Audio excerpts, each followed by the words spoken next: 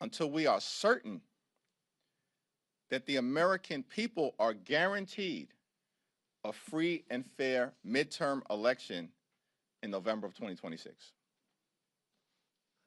Congressman Byron Baker said that the censure is broken in the House. Do you agree with that conclusion? And do you see a role for yourself and Speaker Johnson to work on kind of reining in the use of it, just given how many we saw this week and the rise in them in recent years? Republicans have broken the censure in the House of Representatives.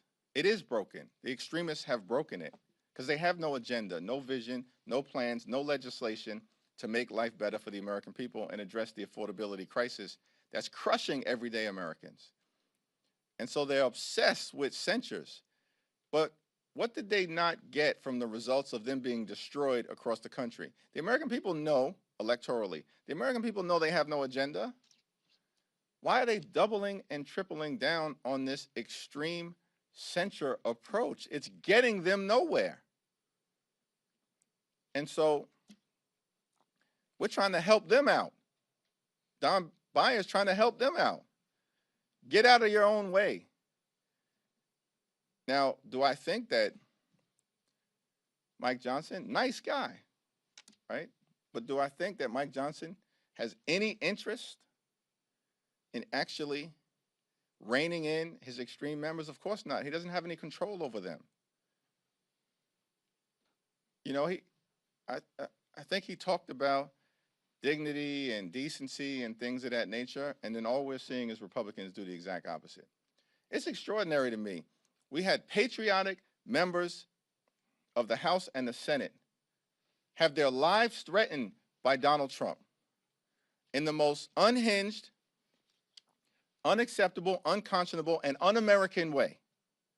Disgusting and dangerous what Donald Trump has said in accusing patriotic members of Congress and the Senate who served this country well of treason and suggesting they should be killed. That's disgusting.